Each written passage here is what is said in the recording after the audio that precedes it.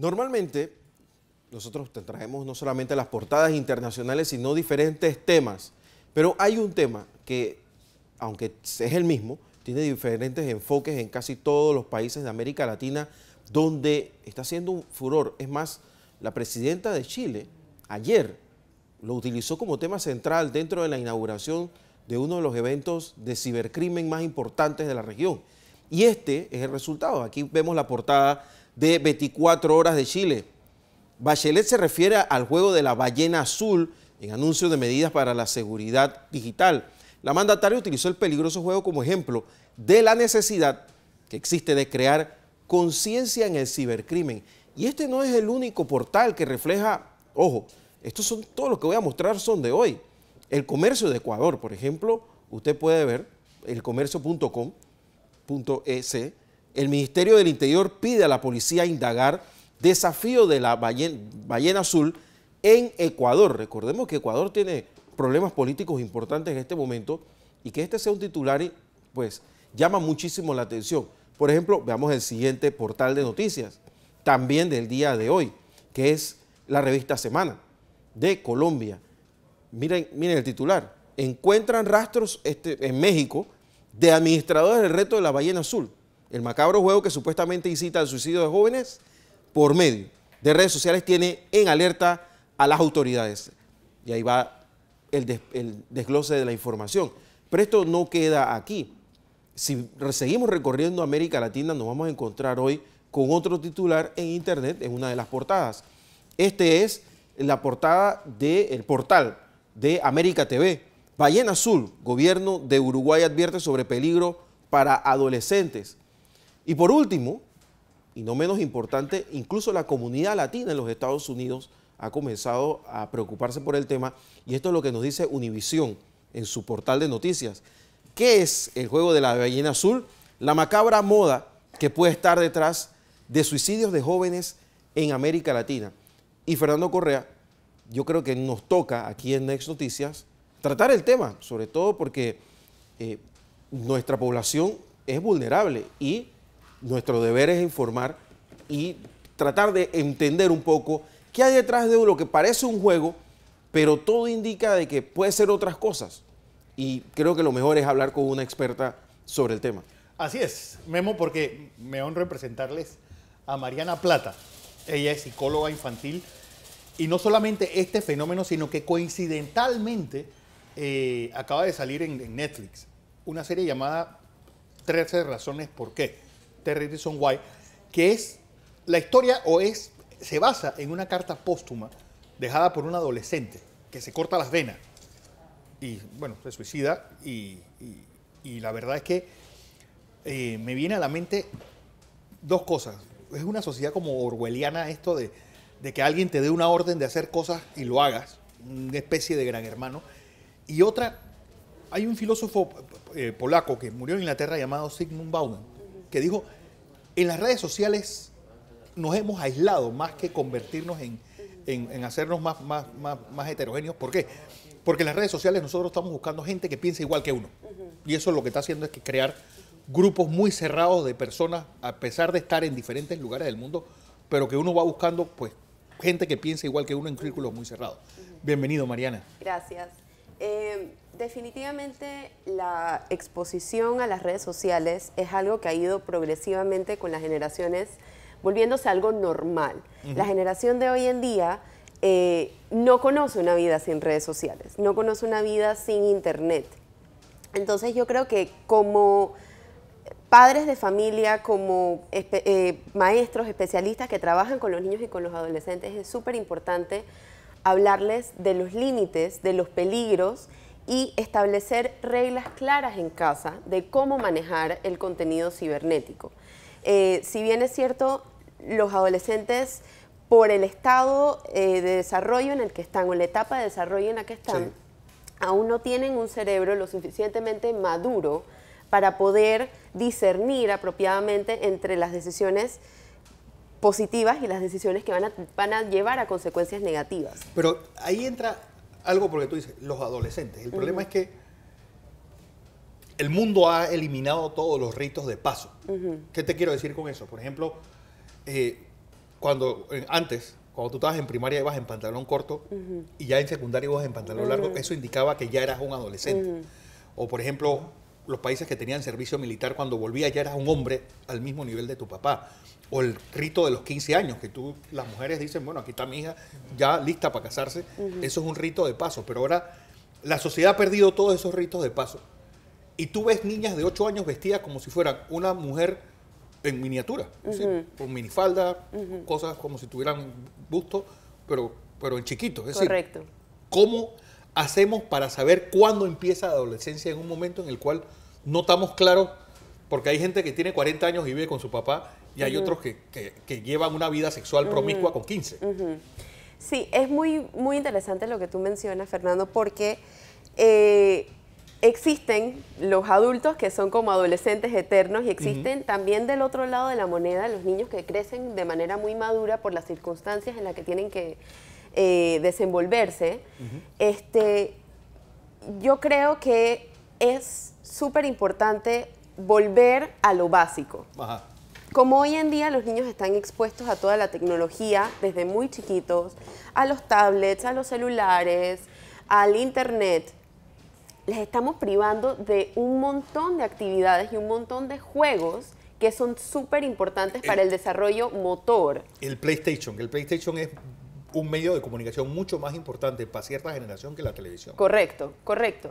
Y es cuando ellos invierten todo este tiempo en estos aparatos, le estamos quitando tiempo, o ellos mismos se están quitando tiempo. Digo, le estamos quitando tiempo porque también es responsabilidad de los papás poner los límites en casa. No es que el niño, a veces los papás dicen, bueno, es que mi hijo se queda 6 horas jugando videojuegos, jugando en el PlayStation.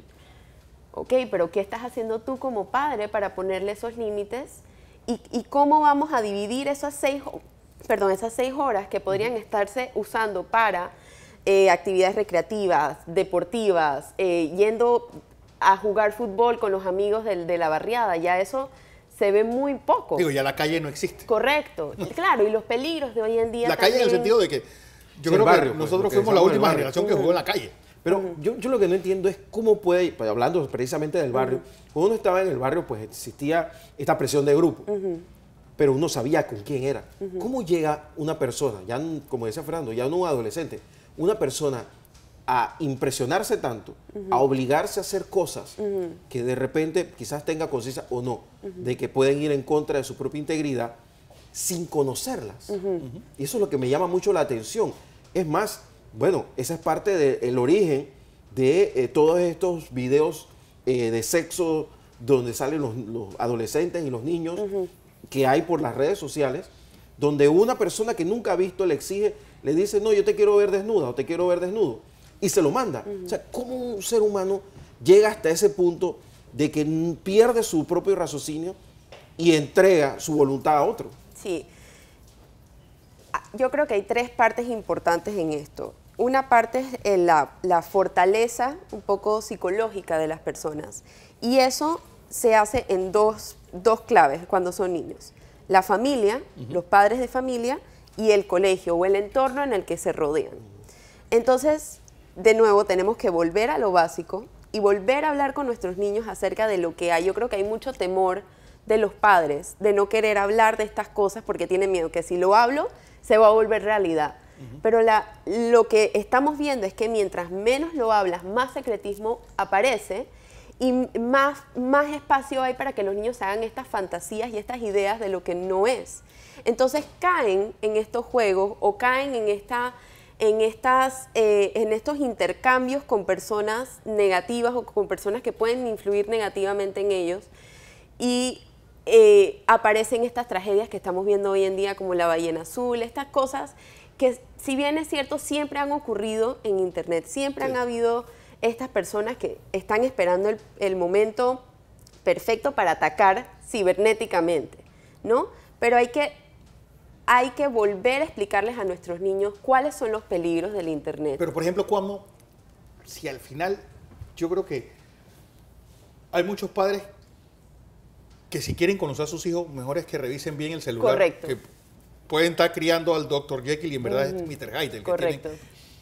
Y yo lo que te quiero decir es, ¿cuáles son las señales de alarma que uno le da, que tú como psicóloga entiendes que se le da para uno saber que tu niño está en problemas más allá? Porque ahora lo que va a provocar es que gente le arrebate el celular a los muchachos y que ahora y te desarrolla una segunda vida, una vida paralela que uno no conoce. Y ese tema del celular es un tema un poquito que con los años, los límites, yo siempre he visto como, bueno, los padres en la niñez tienen unos límites muy, muy fuertes y cuando crecen a la adolescencia hay padres que simplemente no hay límite. La idea no es esa, la idea es flexibilizar un poco eso. Un poco de señales de alarma que uno puede observar es el aislamiento social, que se inhibe y se vuelve a su cuarto y se pasa horas en su cuarto solo, fallas en la comunicación, cualquier cambio abrupto de humor o de comportamiento que no tiene explicación aparente. Hay que prestar mucha atención a lo que dice la escuela. A veces la escuela está mandando mensajes de, oye, hay un bajo rendimiento escolar, el niño está comiendo solo en los recreos, se le ve apático, se le ve... Entonces, todas esas cositas que nos van diciendo, hay que tomarlas como señales de alarma. Yo creo que lo importante hoy en día, y el mensaje que como psicóloga trato de decirle a los demás es que la salud mental puede ser tanto preventiva como lo es correctiva. El tema es que la sociedad tiende a esperar a que se haga el problema para buscar la ayuda, pero también se puede buscar para prevenir esas dificultades que estamos viendo hoy en día. ¿Pero cómo hace, por ejemplo, corregir? Hace unos años salieron los emos. Eran esta gente que se vestía de negro, incluso se hacían daño ellos mismos, y eso de repente desapareció. Sí. Es decir, ¿cómo uno corrige esas conductas sin parecer que está imponiéndole o que uno trata teniendo porque lo más fácil es tratar de vivir tú tu vida inclusive. Claro.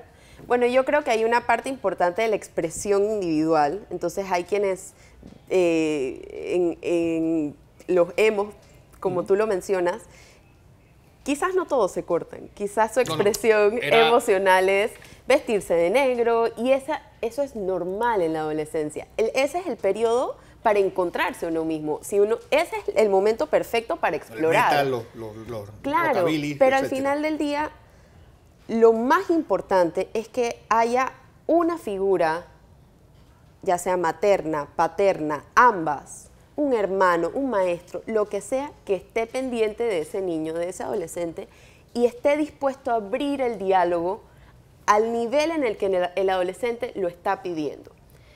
Es decir, no esperar que el niño se va a comunicar conmigo como yo me comunico con los demás, porque ya yo soy un adulto, ya mi cerebro está más formado, sino ver las maneras como yo me puedo comunicar con el niño o el adolescente. Pero ¿qué pasa en un país como este que es generalmente monoparental? Es decir, un país donde, yo iba para no allá. hay figura paterna generalmente en una casa. Me gustaría saber también cómo es la condición mental general del panameño. Por eso mencioné la parte de madre o padre o ambos, porque contarle que haya una persona supervisando y empatizando con lo que está pasando con ese niño o ese adolescente, ese joven, es suficiente. O sea, alguien que esté en casa esperando a este niño o este adolescente diciendo, ¿cómo te fue en la escuela hoy? ¿Qué hiciste? ¿Cuál fue tu hay una lista online de un montón de preguntas que uno puede hacer en vez de cómo te fue hoy, porque uno pregunta cómo te fue hoy y ya contestan bien. Pero hay un montón de otras cosas que uno puede... ¿Qué fue tu parte favorita del día? ¿Qué fue lo que más te gustó? ¿Qué fue lo que menos te gustó? En cuanto a la mentalidad panameña, yo no me atrevería a generalizar porque creo que cada situación es diferente, cada familia es diferente y hay que acordarnos también que cada papá tuvo a sus papás, ¿no? Y tuvo una crianza que lo formó para poder darle esas herramientas a sus parámetros jóvenes. que uno cree que son normales. Sí, y es lo que a veces yo trato de decir, de que los padres siempre hacen el mejor trabajo que pueden hacer. ¿Las diferencias generacionales en Panamá son muy marcadas o hay una secuencia generacional en el panameño? De estilos de crianza, claro. ¿Te refieres? Es interesante que menciones eso porque desde hace rato he estado leyendo acerca, y es un tema que me interesa mucho, de las diferencias entre las generaciones, las diferencias entre los baby boomers, la generación X. Quiero que veas este video, que es un video pues sacado exactamente para entender a qué generación perteneces. cuáles son las características de cada una de las generaciones. Miren este video ilustrativo de lo que estamos hablando. Personas que han nacido en la misma época. Los baby boomers es un término usado para describir a las personas que nacieron durante el baby boom, que sucedió en algunos países anglosajones después de la Segunda Guerra Mundial, entre los años 1946 y 1965. La siguiente generación, nacida tras la generación de los baby boomers, es conocida como generación X. Son los nacidos entre 1965 y 1980. Es la generación que vio caer el muro de Berlín. El término generación X fue acuñado por el famoso fotoperiodista Robert Capa en los años 50, aunque el nombre se hizo popular tras una novela de 1991 lanzada por el escritor Douglas Coupland. A la generación X le sucede la generación Y, también conocida como generación del milenio. Eran los jóvenes de los años posteriores al cambio de milenio. Los millennials. Nacieron entre 1980 y el año 2000. Jóvenes que crecieron con el avance de las nuevas tecnologías, con Internet y viendo la MTV. A la generación de los millennials les sucede la generación Z. Son los jóvenes nacidos después del milenio, los jóvenes de ahora. Han crecido en la era de las redes sociales, de los smartphones y las tablets. A cada uno de los miembros de las distintas generaciones les corresponden unos rasgos comunes, pues han vivido los mismos acontecimientos históricos, han crecido viendo las mismas películas, leyendo los mismos libros y escuchando las mismas canciones. Cada generación tiene una manera diferente de vestir, de comunicarse, de expresarse, unos valores diferentes. En definitiva, una manera diferente de ver el mundo.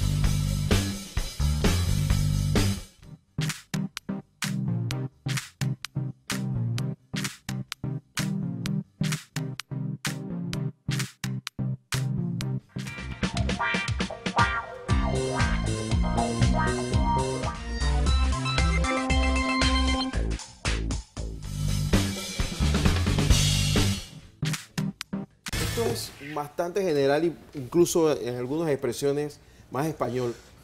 Empieza con frases que solamente entienden los españoles y ves cómo va pasando hasta generaciones que son universales. Que todos entendemos. Todos los Por entienden. la globalización, claro. Ahora mi pregunta es, ¿esto que vimos cuadra dentro de la sociedad panameña? O sea, mi generación anterior que tenía rasgos muy típicos y la generación de ahora es universal. Y lo pregunto porque por el tema de la comprensión, porque, por ejemplo, el que esta generación ahora que vive con el smartphone como parte, como mi reloj, por ejemplo. Más. Y cuidado que más. Exacto. No, pues de repente no comprende el anterior y al anterior. Sobre todo en un país que yo siento que es muy conservador como Panamá. Sí. Y aun cuando es un país conservador, sí yo he observado los rasgos en diferentes generaciones. Por ejemplo, los baby boomers tienden a valorar más la lealtad y esto sería interesante porque volcar las investigaciones hacia el aspecto parental y hacia el aspecto socioemocional, porque creo que hasta el momento los que se han interesado en investigar acerca de los cambios de las generaciones han sido las empresas. Claro, cómo esto afecta que un baby boomer trabaje con un millennial, etcétera, ¿no? Pero, por ejemplo, la generación de padres que estamos viendo hoy en día es la generación X, ¿no? Y estos son padres que fueron hijos de unos baby boomers. Y los baby boomers fueron la primera generación donde la madre deja el hogar para ir a trabajar, ¿no? Y donde estamos viendo, se empieza a hacer eso. Los baby boomers a su vez son hijos de en Estados Unidos socialmente, en sociología se llama The Great Generation, la generación grande, la que pasó la Gran Depresión, para la que fue a la Segunda Guerra Mundial. Correcto. Es decir, que lo raro es que de la sociedad más conservadora que había en la historia, sale la generación más liberal con los baby boomers. Claro, y eso tiene un porqué, porque las personas que crecen con unos papás baby boomers están acostumbrados a la mamá que sale al ámbito laboral, de alguna manera u otra, la mayoría, porque es imposible generalizar y decir que todos los casos son iguales, la mayoría de los casos que se han investigado son estos niños, hijos de baby boomers, que crecen de manera muy independiente,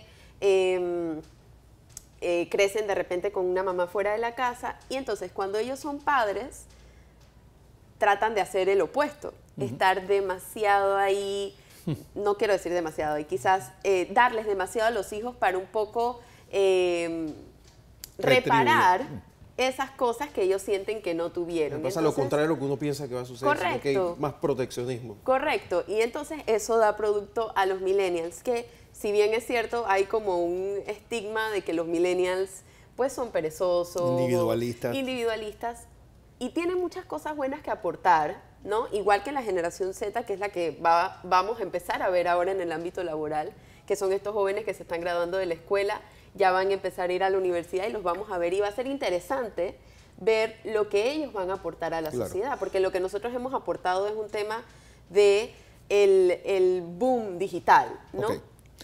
Lo interesante, el 7 de mayo ustedes van a tener una conferencia en... el 8 de mayo. El 8 de mayo, perdón. En el Teatro La Plaza, en Obarrio, exactamente, pues, principalmente para padres de adolescentes. ¿Qué puede uno ver? Pues, cómo manejar situaciones de lo que explicaba ella, de estos, cuando ves a tu niño muy aislado, muy lejos, no tiene vida social, pues, ¿cómo uno puede manejar esta situación? ¿Cómo identificar una alarma, no? Sí. Herramientas de trabajo, básicamente. Sí. 8 de mayo, pues en además, en el Teatro de la Plaza. Bueno, yo creo que nos podíamos quedar toda la mañana aquí hablando, Mariana, pero gracias, Mariana Plata, psicóloga infantil. Esperemos que este aporte sirva, pues, para que... ¿A dónde se te puede conseguir, Mariana? Se me puede conseguir en las redes de la Fundación Relaciones Sanas.